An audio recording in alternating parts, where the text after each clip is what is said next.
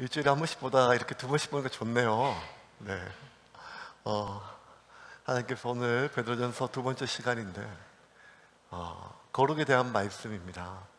거룩은 늘 부담스럽고 또 우리에게 무거운 짐으로 다가오는 단어이죠. 우리가 하나님을 어떻게 부르느냐가 참 중요한데 보통 기도할 때 사랑의 하나님, 거룩하신 하나님, 온전하신 하나님, 크신 하나님 이렇게 부르죠. 여러분 하나님 부를 때 어떻게 부릅니까? 아버지 하나님이라 또 이렇게 부르죠. 제가 이렇게 주일날 대표기도 보면 유심히 보는 건 뭔가 하면 이분은 하나님을 뭐라고 부르나.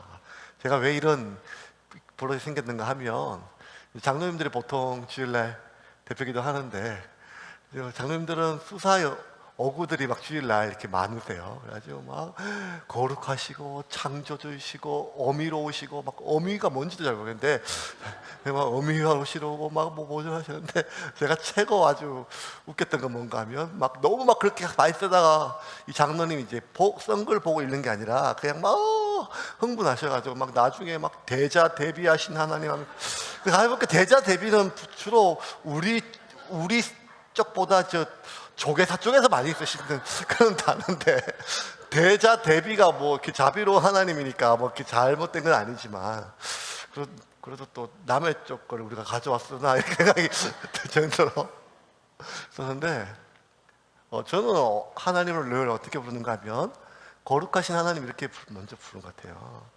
그걸 잘 몰랐어요. 중학교 2학년 때 교회 나가면서 지금까지 수십 년간 지나면서 기도할 때 늘 내 앞에 제가 하나님 부를 때 아버지보다 거룩하신 하나님, 거룩하신 하나님 이렇게 부르는 걸 보면 제 안에 거룩에 대한 동경이 있는 것 같아요. 하나님은 거룩하시고 그 말은 나도 좀 거룩했으면 좋겠다는 바람이겠죠. 나도 좀 거룩해졌으면 좋겠다는 바람은 늘 제 삶에 거룩의 문제가 아픈 손가락처럼 제일 사랑의 하나님, 온전하신 하나님, 크신 하나님, 모든 걸 아시는 하나님 이런 게 아니라 이 거룩에 대한 부분이 참 가슴이 아픈 것 같아요. 죄와 싸우되 피 흘리기까지 여전히 싸우지 못하고 늘 거룩에 실패하고 목사가 되었음에도 설교를 함에도 그렇게 하나님 앞에 거룩을 가르치는 사람임에도 불구하고 거룩을 설교할 수 있고 거룩을 설명할 수 있으며 거룩을 가르칠 수 있고 거룩을 요구할 수 있지만 정작 제가 거룩하게 되는 것은 별개의 문제라는 것을 점점 가면 갈수록 느끼는 것 같아요. 이것은 저만의 문제가 아니었고 지난 2000년 동안 교회에 수많은 성도들이 거룩을 위해서 싸우고 몸부림쳤던 아예 그런 아무런 생각이 없었던 사람들 말고 거룩을 위해서 피 흘리기까지 죄와 싸웠던 수많은 사람들의 고민인 것 같아요. 예수님께서 이렇게까지 얘기하셨거든요. 너희 중에 누가 너희 오른손이 너희 손이 너를 범죄하게 하거든 그 오른손을 찍어버려라. 너의 발이 너를 범죄하게 하면 너의 발을 찍어버려라. 너의 눈이 너를 범죄하게 하면 너의 눈을 빼버려라. 찍어버려라. 손 없이 천국에 가는 것이 두 손 다 가지고 지옥에 들어가는 것보다 훨씬 더 낫다는 말씀이죠. 그만큼 주님은 우리에게 너희의 거룩을 잃어버리게 만드는 그것이 무엇이라 할지라도 그것이 정말 네 몸의 손과 눈이나 네 몸뚱이 아니라 할지라도 찍어버리는 한이 있다 할지라도 너의 거룩을 위하여 싸우고 지키고 몸부림치라고 하는 주님의 강력한 메시지죠. 이 말씀 그대로 거룩을 위해서 몸부림쳤던 수많은 성도들은 참 쉽지 않은 시간들을 보냈어요. 어느 정도인가 하면 우리 교보 중에 그러니까 사도가 다 죽고 나서 교회를 지탱했던 사람을 교부라 그래요.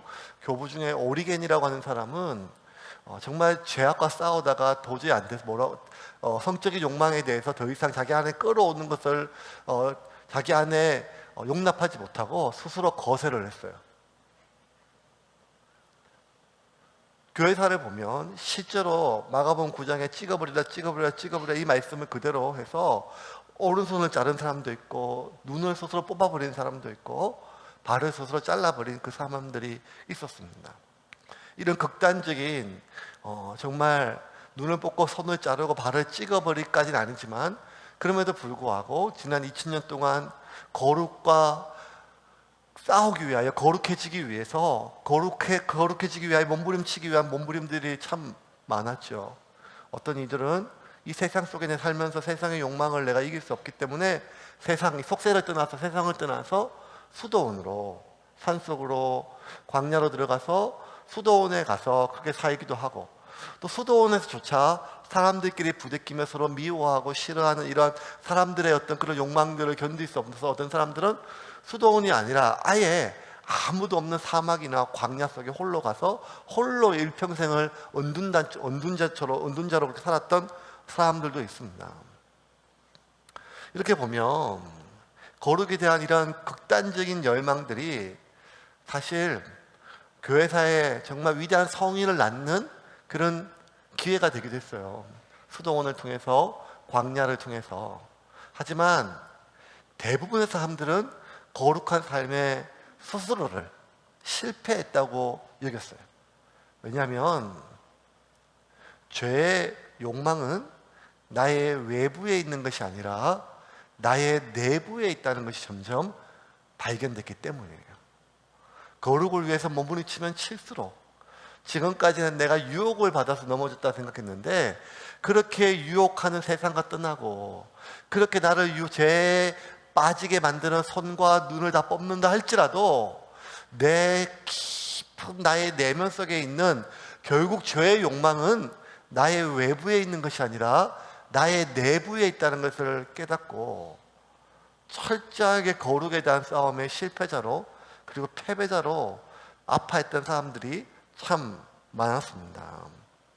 이러한 거룩에 대한 싸움들은 초대교회 수많은 광야나 수도원뿐만 아니라 이제 박해 시대에 고난을 받고 살아가는 이 베드로 전서를 편지를 읽는 독자들, 그 소아시아 터키 지역에 흩어져 있는 수많은 고난과 박해와 싸우고 있는 사람들도 마찬가지였어요. 이 사람들은 자신들을 박해하는 그 박해와 고난과도 싸워야겠지만 또 하나 그런 고난 받는 삶 가운데서도 나의 내부 속에 불쑥불쑥 올라오는 죄악의 욕망과도 싸워야 되기 때문에 이 두 가지 싸움에서 기진맥진했죠. 그들에게 베드로는 외부에 닿아오는 수많은 고난들 가운데서도 우리에게는 산 소망이 있다, 부를 노래가 있다. 또 하나 우리 내부로부터 올라오는 이 죄악의 욕망들을 이기기 위해서는 다음과 같은 몇 가지 사실을 기억하라면서 오늘 13절부터 몇 가지를 우리에게 일러줘요. 첫 번째는 무엇인가 하면 우리의 거룩을 위한 싸움은 우리 속에 있는 더러움을 비워내는 싸움이 아니라 내 안에 거룩을 채우는 싸움이라는 거예요.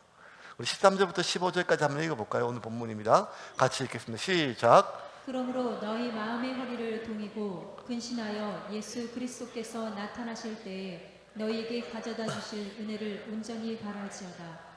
너희가 순종하는 자식처럼 전에 알지 못할 때에 따르던 너희 사역을 본받지 말고 오직 너희를 부르신 거룩한 이처럼 너희도 모든 행실에 거룩한 자가 되라. 13, 14, 15에 우리에게 명령어가 5개가 나와요. 마음의 허리를 동이라, 근신하라, 사역을 쫓지 마라, 하나님의 온전한 소망을 바라봐라, 그리고 거룩하라. 5개의 동사가 나오는데 자세히 헬라어 원어를 보면 이 5개 동사 중에 3개는 분사예요. 그리고 2개가 주요 동사인데 이 2개의 주요 동사를 수식하는 거예요. 무슨 말인가 하면 마음의 허리를 동이고 근신하다, 이 말은 온전히 하나님의 소망을 바라보라고 하는 그 단어를 수식하고 세상의 사역을 쫓지 말고 그 말은 거룩하라 라고 하는 말을 수식해요. 그러면 13절부터 15절까지 5개의 이 모든 명령은 2가지 중요한 명령을 뜻해요. 하나는 뭔가 하면 너희가 하나님의 소망을 온전히 바라보라는 거예요. 또 하나는 거룩하라고 하는 말이에요. 그런데 13절 다시 한번 보고 13절 말씀 지나갔다 13절 같이 읽어볼까? 시작. 그러므로 너희 마음의 허리를 동이고 근신하여 예수 그리스도께서 나타나실 때에 너희에게 가져다 주실 은혜를 온전히 바랄지어다. 자, 마음의 허리를 동이고 근신하고 뭐 하는가 하면, 왜 그렇게 하는가 하면, 허리를 동이고 근신하여, 허리를 동이고 근신할 이유가 무엇인가 하면 너희에게 가져다 주실 은혜를 바라보기 위해서 하는 거예요. 14절에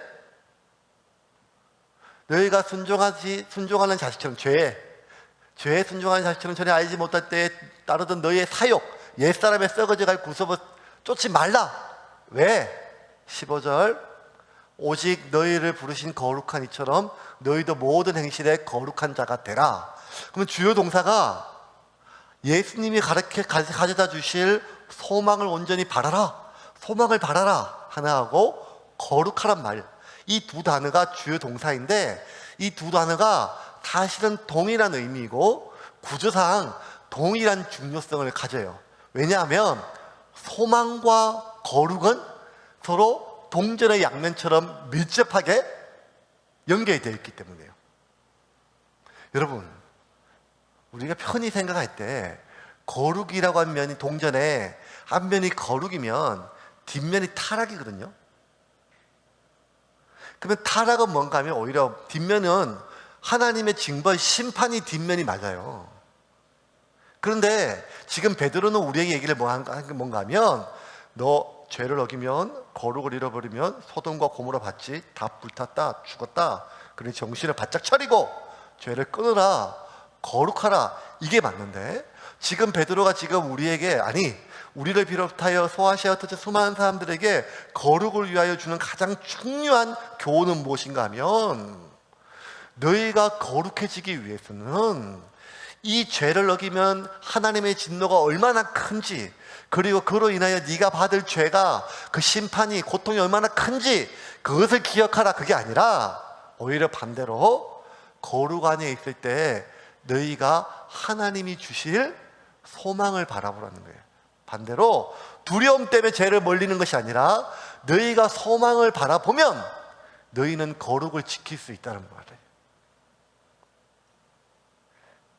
그 사도 요한은 거룩과 소망의 관계를 베드로뿐만 아니라 사도 요한까지 이렇게 설명을 해요. 요한일서 3장 2절 3절 한번 볼까요? 같이 읽겠습니다. 시작. 사랑하는 자들아, 우리가 지금은 하나님의 자녀라. 장래에 어떻게 될지는 아직 나타나지 아니하였으나 그가 나타나시면 우리가 그와 같을 줄을 아는 것은 그의 참모습 그대로 볼 것이기 때문이니, 주를 향하여 이 소망을 가진 자마다 그의 깨끗하심과 같이 자기를 깨끗하게 하느니라. 자, 2절 보면, 사랑하는 자들아 우리가 지금은 하나님의 자녀라. 장래에 어떻게 될지는 아직 나타나지 아니하였으나 그가 나타나시면, 장래에 주님이 재림하시면 우리가 그와 같을 줄을 아는 것은 그의 참모습 그대로 볼 것이기 때문이다. 우리가 주님이 오시는 그날 우리는 주님과 같이 된대요. 그게 우리의 소망이에요. 우리 그런 소망이 있어요. 그래서 3절에 뭐라고 읽냐면, 우리의 소망은 우리가 주님이 재림하시는 그날 우리가 주님과 같이 같아질 거예요. 영광스럽게. 그런데 그 소망, 주를 향하여 이 소망을 가진 자마다 그의 깨끗하심과 같이 자기를 깨끗하게 하느니라. 자기를 깨끗하게 하는 사람은 어떤 사람인가 하면, 죄의 결과에 대한 심판에 대한 두려움에 갇힌 자가 아니라 주님의 오실 그날을 바라보고 그 소망을 가진 자는 자기 스스로 깨끗하고 정결하게 자기를 지킨다는 것. 이것은 베드로나 사도 요한이나 동일하게 거룩은 뭐와 관련되어 있는가 하면 소망과 관련이 있다는 거예요. 그래서 베드로 우리에게 뭐라고 하면, 거룩하라, 거룩하라, 거룩하라 라고 말하지 않고 하나님을 바라봐라, 소망을 가져라, 주님이 오실 것이다, 주님이 우리에게 주실 그 소망을 바라봐라, 계속 소망, 희망을 대해서 이야기를 해요. 왜냐하면 우리의 싸움은 비우는 싸움이 아니라 채우는 싸움이기 때문이에요. 여러분, 여기서 기독교와 불교의 극적인 차이가 있어요. 불교는 어떤 싸움인가 하면 비우는 싸움이에요. 날마다 속세를 떠나 그냥 뭔가 그걸 다 비우고. 왜냐하면 인생은 고통인데 고통의 원인은 욕심이고 그 욕심을 비우기 위하여 계속 비우고 싸움이죠. 그런데 아무리 비운다 한들 우리가 내면에서 올라와 있는 이 우리의 욕망은 비울 수가 없지요. 여러분, 제가 오늘은 여러분에게 친절하게 볼거리를 시청각 교주를 가져왔어요. 제가 이 거룩을 설명할 때 항상 이렇게 해요. 주일학교 때 이렇게 설명했거든요. 컵이 주님이 우리를 부르실 때 그릇으로 부르시거든요. 깨끗한 그릇, 귀한 그릇, 뭐 이렇게 막 쓰는 그릇이 있는데 우리의 그릇을 귀하게 깨끗하게 요구하시면 더러운 게 많이 자꾸 들어오거든요. 하루 종일 더러운 것들이 들어오죠. 스마트폰이 생기고 나서 여러분, 죄가 우리의 침실까지 들어와 있어요. 밤낮으로. 제가 중학교 때 처음, 죄송합니다, 이제 죄 고백을 하는데요, 야한 사진을 중학교 때 처음 봤어요. 중학교 1학년 때 우리 반에 있던 똥철이가 가방 한가운데 갖고 와가지고 그걸 펴는 순간 시골 그 유명한 경상북도 상주군 함창명 촌놈들이 눈이 뒤집혀가지고 수업이고 뭐고 그래서 똥칠한테 그거 하나 보려고 난리가 쳤는데 제가 그거를 보려고 중학교 1학년 때문에 제가 중학교 2학년 때 교회 갔으니까 회심하기 전임을 얘기해야 됐습니다. 집에 있는 모든 만화책, 보물섬부터 시작해가지고 만화책을 한 가방 학교에 가져와가지고 똥칠한테 그거 한번 사진 한번 보겠다고 가져와가지고 처음 그걸 보고 눈이 막 뒤집히고 막 이랬던 것들, 죄송합니다, 이게 수요일날 이러면 안 되는데 그때는요 죄 짓는 게요 그렇게 어려웠어요. 집에 있는 만화책을 다 가지고 와서 학교에 와가지고 잠깐 이렇게 쉬는 시간에 딱 1분만 보여주고 지는 제 책을 가져가고 막 그랬었거든요. 근데 이제는 좀 집에서 그냥 침대에 누워가지고 앉아서 핸드폰만 있으면 뭘 하는지, 저희 집 막내 영진이가 화장실만 가면 핸드폰을 들고 들어가는데 30분째가 앉아있는데 뭘 보는지 걱정이 돼서 이제는요 죄가 우리의 눈앞이 아니라 마음속까지 배달되는 그러한 시대가 아니겠습니까? 그래서 이 더러운 생각들, 더러운 것들 보고 듣고 마시고 느꼈고 했던 무하는 것들을 내 삶에, 내 마음에, 내 눈에, 내 생각에 있던 것들을요 비우고 아무리 비워도요, 아무리 파내고 회개하고 결심하고 회개하고 결심하고 해도 여러분 내 속에 아무리 마지막까지 다 비웠어요. 이제 없어요. 없다 한들 여러분 여기 안에 이제는요 미세먼지라고 또 있어가지고 여기 안에 나도 모르는 새 하루만 놔두면 먼지가 쌓이거든요. 결국 우리의 싸움은 아무리 비워도 정결할 수가 없는 싸움이에요. 근데 성경은 우리에게 뭐라고 얘기하는가 하면 우리의 싸움은 비우는 싸움이 아니라 채우는 싸움이라는 거예요. 그래서 우리 안에 성령이 들어가면 성령이 좀 오래 오십니다. 물을 좀 큰 거를 갖다 놔야 되는데 성경은 우리에게 뭐라고 하는가 하면 우리가 흘러 넘친다 그랬어요. 이게 흘러 넘치는 동안에는 죄송합니다. 이것이 흘러 넘치는 동안에는 더러운 것들이 들어오더라도 같이 흘러나가는 거라는 거예요. 그래서 우리는 우리 안에 있는 허물을 비우는 싸움이 아니라 우리 안에 소망을 채우는 싸움이라는 거예요. 우리는 우리 안에 더러움을 비우는 싸움이 아니라 우리는 우리 안에 거룩을 채우는 싸움이라는 거죠. 우리는 우리 안에 두려움과 불안을 비워내는 싸움이 아니라 주님으로 인한 희망을, 기대를, 신뢰를, 두렵고 불안한 마음을 비워내기 위해 몸부림치는 것이 아니라 주님이 우리에게 주신 약속을 채우는 싸움이라는 거예요. 그래서 성경은 우리에게 비우라, 닦아내라, 벗어라, 회개해라, 정결해라, 거룩해라 이런 것보다 더 많은 메시지를 뭐란가 하면 채우라는 거예요. 무엇으로?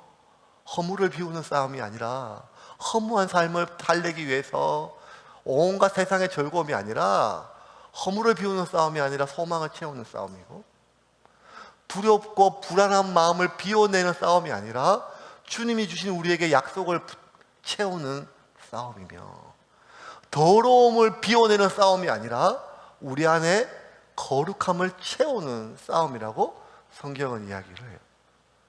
그래서 베드로는 우리에게 뭐라고 얘기하는가 하면, 우리 안에 주님의 소망을 온전히 채워라, 주님을 은혜를 온전히 바라봐라, 소망을 채우라고 우리를 거룩을 위한 첫 번째 싸움을 이야기하고 있습니다.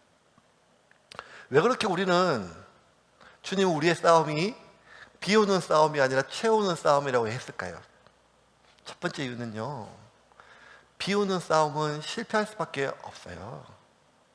왜냐하면 죄악의 욕망은 우리의 외부에 있는 것이 아니라 내부에 있기 때문이에요. 내 욕망을 자극하는 유혹은 외부에 있어요. 모함직스럽고 먹음직스럽고 이 수많은 죄악을, 우리 속에 있는 이 욕망을 자극하는 유혹은 외부에 있어요. 그러면 우리는 유혹을 차단할 수 있어요. 속세를 떠나서 수도원에 들어가면 돼요. 그것도 뭐가 나의 욕망을 자극하면 수도원도 떠나서 광야로 가면 돼요. 광야 가도 무언가가 우리를 유혹하고 하면 손을 찍어버리고 눈을 뽑으면 돼요. 그러면 유혹은 차단할 수 있어요. 그런데 문제는 그렇게 우리를 유혹하는 유혹들은 차단하지만 결과적으로 우리가 거룩을 잃어버리는 것은 유혹 때문이 아니라 이 유혹 때문에 자극된 내 안에 내면의 욕망이란 말이에요. 이 욕망은 우리의 깊은 내면에 아직도 살아있어요. 예수 그리스도 안에서 새 것이 되었음에도 불구하고 우리는 여전히 옛사람의 썩어져갈 구습을 쫓는 옛사람이 우리 속에 살아있다는 거예요. 그래서 14절에 베드로는 이렇게 얘기해요. 14절 같이 읽겠습니다. 시작. 너희가 순종하는 자식처럼 전에 알지 못할 때에 따르던 너희 사역을 본받지 말고, 너희가 어쩔 수 없이 죄악과 욕망에 순종하던 옛사람 때 그것이 그리스도 안에 새롭게 되었음에도 불구하고 옛사람이 우리 안에 살아있어서 사역, 구습, 옛사람의 썩어져갈 구습을 우리는 날마다 쫓을 수밖에 없는 게 우리의 본심이라는 거예요. 옛습관, 옛사람. 베드로는 알고 있어요. 예수님의 제자였음에도 불구하고 마지막 두려움 때문에 예수님을 배신했거든요. 다른 사람은 다 예수님을 버린지라도 나는 결단코 예수님을 버리지 않겠다는 베드로의 결단과 고백은 진심이었거든요. 그런데 베드로가 알아요. 나의 옛사람은, 죄악을 쫓는 구습의 옛사람은 나의 결심보다 더 강하다는 사실. 나의 결단보다 더 강해요. 나의 의지보다 더 강해요. 사자성어 중에 이런 말이 하나 있어요. 유신참마. 안 물어볼 때 걱정하지 마세요. 저도 한문을 어떻게 쓸지 잘 몰라요. 김유신 얘기예요. 유신이 참마, 말을 참아했다, 말의 모가지를 잘랐다, 이런 말인데 삼국사기에 나왔는 이야기예요. 하나 이야기죠. 김유신이 어릴 때, 조금 청소년 어릴 때 이제 그 총관녀라고 하는 한 기생한테 빡폭 빠졌는 말이에요. 아주 미인이 있는 말이에요. 정신을 못 차리고 있을 때 한 번 아버지가 불러가지고 아주 엄한 구중을 하고 굉장히 심하게 해요. 네가 어떻게 이러고 했냐. 그때 이제 김유신 정신을 차리고 내가 이걸 끊어야겠다 하는데, 그 밤이면 밤마다 청관녀가 생각이 나고 이게 잊을 수가 없어요. 잊을 수가 없어요. 하지만 아버지의 명령을 듣고 자기가 자기 인생을 내가 결단코 내가 여자 하나 때문에 인생을 망칠 수 없이 하고 막 버티고 하는데 너무너무 괴롭고 어려우니까 상사배에 빠지니까 술을 계속 먹으면서 그 여자를 잊었어요. 그리고 어느 날 술에 잔뜩 떡이 돼가지고 이제 돌아오는 차 안에서, 차가 아니 말이죠, 돌아오는 말 안에서 잠이 들었어요.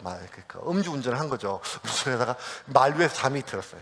술이 떡이 돼가지고 잠이 드니까 그 유신의 말이 그냥 습관을 쫓아 자기 주인이 뭐 이렇게 운전을 안 하니까 어디를 갔는가 하면 늘상 가던 대로 청관녀의 집에, 기생집에 간 거예요. 그 집 문 앞에서 잠을 깨서 보니까 자기가 보니까 벌써 이 기생집 앞에 있는 거예요. 그러면서 일어나가지고 애꿎은 말을 지가 목을 네가 어찌하여 주인의 마음을 몰라보고, 제가 봤을 때 이 말은 주인의 마음을 알았거든요. 그런데 그 말에 목을 딱 쳤다, 뭐 이런 얘기가 이제 유신참마라고 하는 삼국사에 나오는 얘기인데요. 아무리 의지를 강해도 옛사람은 말이 그냥 습관을 쫓아갔던 것처럼 우리의 옛사람, 구습을 쫓아가는 옛사람은 우리의 의지보다 강해요. 우리의 결단보다 강해요. 우리의 결심보다 강해요. 그래서 개가 그 토한 것을 다시 삼키듯이 우리는 우리가 회개한 죄를 다시 저질러요. 개가 토한 것을, 그 역겨운 것을 다시 먹듯이 우리가 그렇게 하나님 앞에 가슴을 치고 억울해하고 뉘우치고 후회하며 토해냈던 그 죄를 다시 또 삼킨단 말이에요. 왜? 우리의 회개가 거짓이라서가 아니라 그렇게 결심하고 결단했지만 그럼에도 불구하고 우리 속에 있는 옛사람의 썩어져갈 구습을 쫓는 옛사람은 나의 의지보다 강하고 나의 결심보다 강하기 때문이랍니다. 그래서 베드로뿐만 아니라 바울 역시 에베소에 있는 교인들에게 보내는 편지에 옛사람의 썩어져갈 구습에 대해서 이렇게 얘기를 해요. 에베소 4장 22절과 24절 보겠습니다. 같이 시작. 너희는 유혹의 욕심을 따라 썩어져가는 구습을 따르는 옛사람을 벗어버리고 오직 너희의 신령이 새롭게 되어 하나님을 따라 의와 진리의 거룩함으로 지으심을 받은 새 사람을 입으라. 새 사람을 입으라. 반복해서. 사도 바울이 뭐 어떻게 얘기한 사람인가 하면 누구든지 그리스도 안에 있으면 새로운 피조물이라. 이전 것은 지나갔으니 보라 새 것이 되었도다. 이렇게 선포했던 바울이 날마다 이미 이전 것은 지나갔고 새 사람이 되었도다 선포했음에도 불구하고 날마다 새 사람을 입으라고 이야기를 한 거예요. 왜냐하면 우리 속에 여전히 남아있는 옛사람의 힘은 중력처럼 우리가 지구상에 있는 동안 어디를 가도 나를 잡아당기는 중력으로부터 자유로울 수 없는 것처럼 우리가 이 세상을 사는 동안, 육체 안에 있는 동안 우리 속에 남아있는 옛사람의 죄악의 욕망을 이겨내기는 쉽지 않기 때문입니다. 그래서 한 번의 결심이나 의지로 되지 않는 이 일을 위해서 베드로는 뭐라고 하면 마음의 허리를 동이고 그리고 소망을 바라보기 위해서 근신하라고 얘기를 해요. 13절 한번 다시 한번 읽겠습니다. 시작. 그러므로 너희 마음의 허리를 동이고 근신하여 예수 그리스도께서 나타나실 때에 너희에게 가져다 주실 은혜를 온전히 바랄지어다. 자, 주실 은혜를 바라고 소망을 바라보는데 소망을 바라보는 건 그냥 되는 게 아니에요. 우리 안에 있는 소망을 채우고 거룩을 채우고 그리스도의 약속을 채우는 것은 그냥 되는 게 아니라 그냥 가만히 있으면 우리는 죄악의 욕망에 넘어지니까 어떻게 하는가 하면 너의 마음의 허리를 동이라는 거예요. 마음의 허리를 동이고 근신하여, 근신하다는 단어가 네포라고 헬라어인데 이 해포는 근신하다는 뜻이 뭔가 하면 술 취하지 않는 맑은 정신 이런 뜻이에요. 그러니까 무언가 취하지 않게 맑은 정신을 지키라는 거예요. 이 말은 우리가 어떻게든지 기를 쓰고 맑은 정신, 왜냐하면 잠이 들면 이 말이 또 그 청관녀의 집으로 나를 데려갈 거니까 죄악에 내가 익숙했던 빠져있던 전에 있던 죄악으로 내가 정신을 의지를 놓는 순간 나를 끌고 갈 거니까 너희는 정신을 잃지 말고 정신을 차리고 세상에 취하지 말고 내포 근신하고 깨어 있어야 비로소 너희가 바라볼 소망을 바라볼 수 있다는 거예요. 그러기 위해서는 두려움을 가지라고 이야기를 해요. 17절 말씀입니다.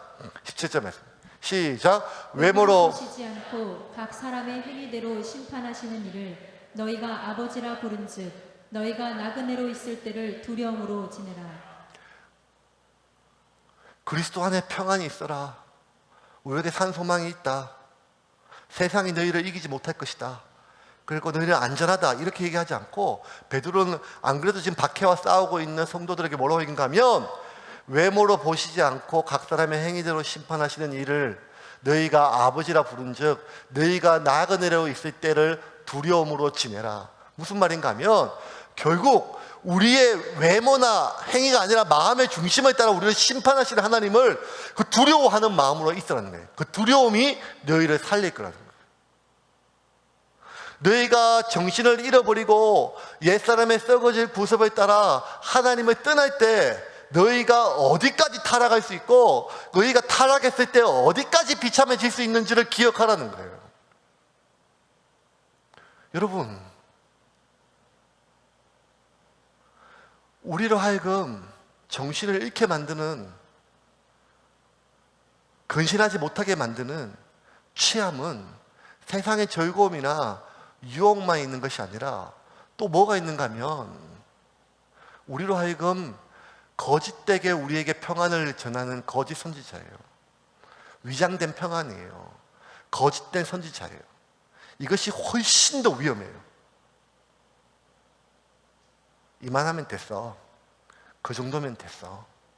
아유, 뭘 그렇게까지 피곤하게. 수요 영성 집회 할 때 제가 제일 안타까운 건 뭔가 하면 특별 수요 집회, 특별이잖아요.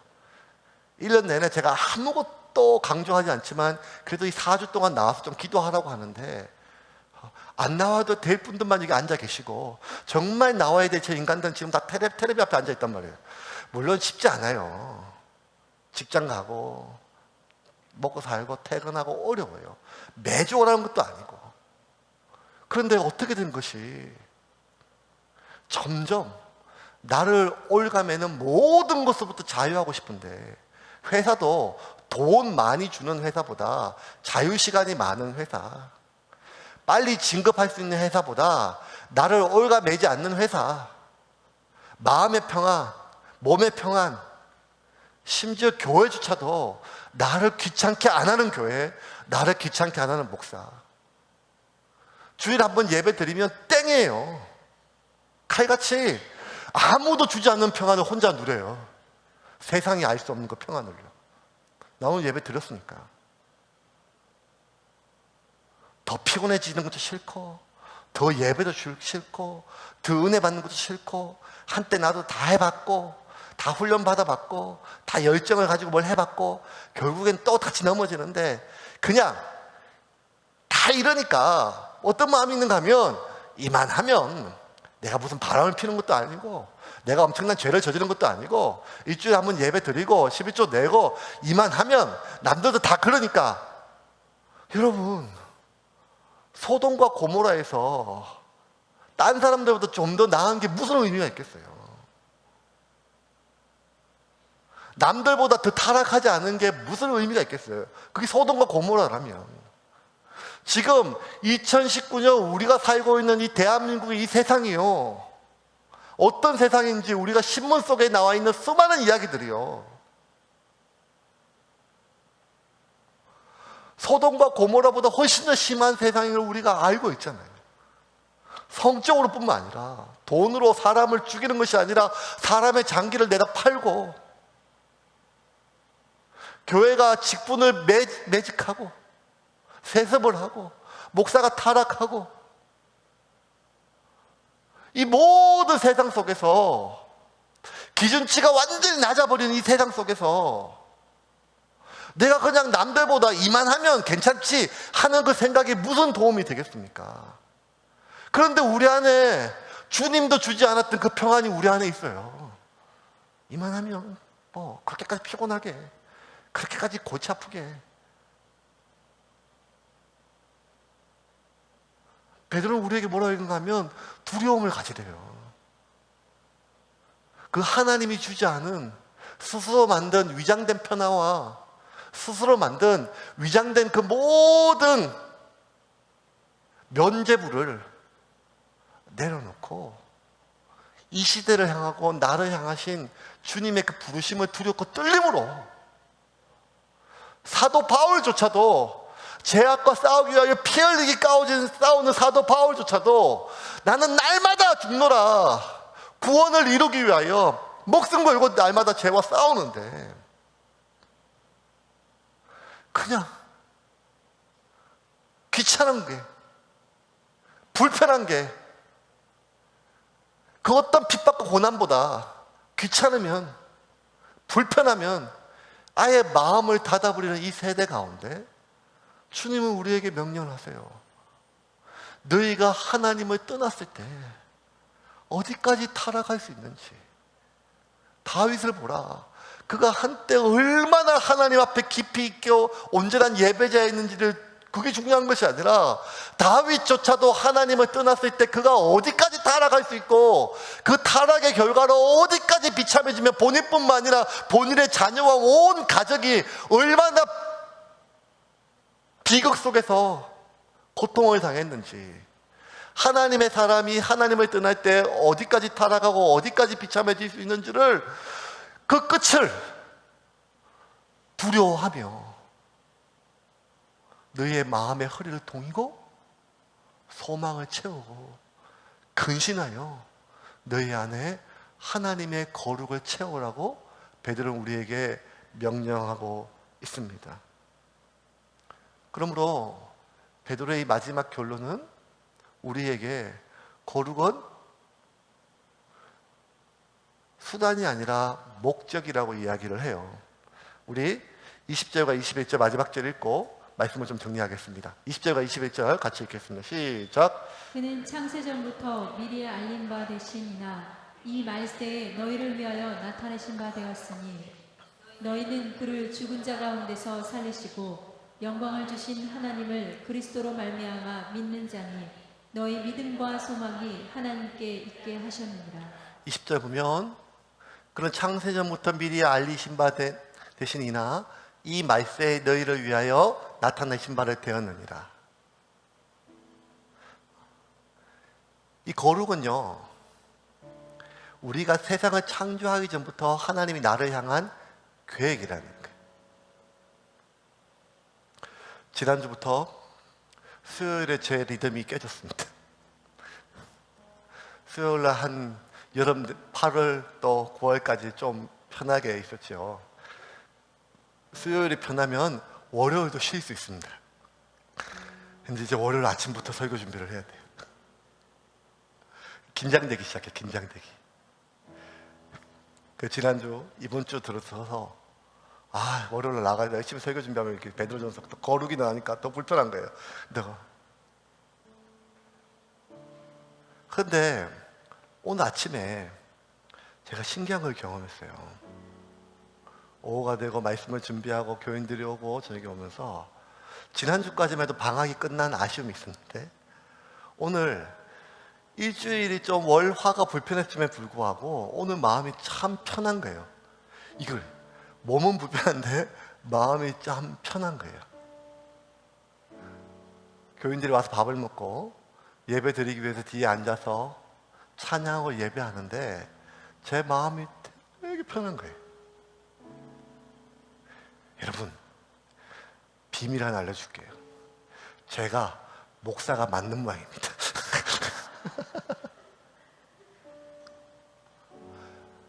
찬양을 하고 예배를 하는데 마음이 편해. 이제 수요일이 제 자리를 찾은 것 같아요. 왜냐하면 이게 저한테 맞는 것 같아요. 여행의 3가지 요소, 좋은 여행지, 같이 여행 가는 사람.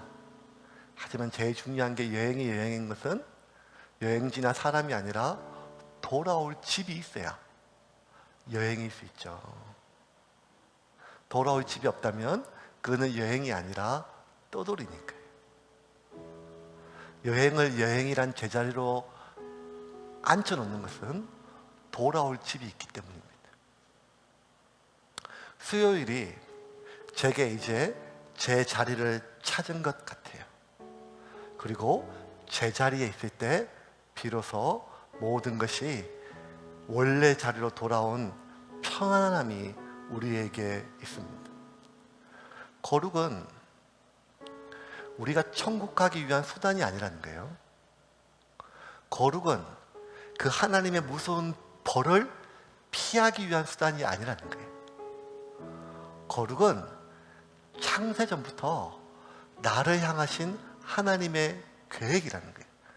무슨 말인가 하면 하나님이 우리를 거룩하게 만들어서 천국 가게 하기 위해서 우리를 창조하신 것이 아니라 거룩은 우리가 원래 만들어진 목적이라는 거예요.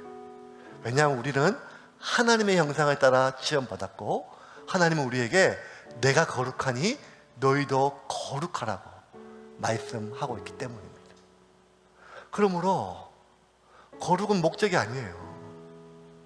천국 가기 위한 목적도 아니고 수단이 아니에요. 천국 가기 위한 수단도 아니고 징벌을 피하기 위한 수단도 아니고 소돔과 고모라와 같은 시대에 하나님의 마지막 임박한 진노를 피하기 위한 수단도 아니라 거룩은 그냥 세상을 창조하기 전부터 나를 향하신 그 목적 그 자체. 그래서 인간은 거룩할 때 가장 평안함을 느낍니다. 징벌에 대한 심판에 대한 두려움이 없기 때문에 장차 천국에 대한 그 확실성이 강해지기 때문이 아니라 우리는 원래 거룩한 존재이기 때문입니다. 그러므로 여러분은 거룩해지기 위하여 몸부림치지 말고 여러분이 예수의 피로 거룩해짐을 믿으시고 이미 거룩해진 여러분을 지키기 위하여 싸우십시오. 여러분 안에 가득해진 그 오염을 토해내기 위하여 몸부림치는 모든 노력을 줄이고 여러분 안에 지금도 임재하신 성령님이 여러분을 충만히 다스릴 수 있도록 그분께 여러분을 내어 드리십시오. 이 마지막 때 이 나라와 이 민족과 거룩이 깨어진 그리스도인들이 당할 지옥의 형벌을 묵상하는 것도 필요하지만 그것보다 지금 우리에게, 지금 교회에게, 지금 나에게 주신 그 하나님의 영원한 약속을 붙들고 평안 가운데 거하시기를 주님의 이름으로 축원합니다. 우리의 싸움은 비우는 싸움이 아니라 채우는 싸움입니다.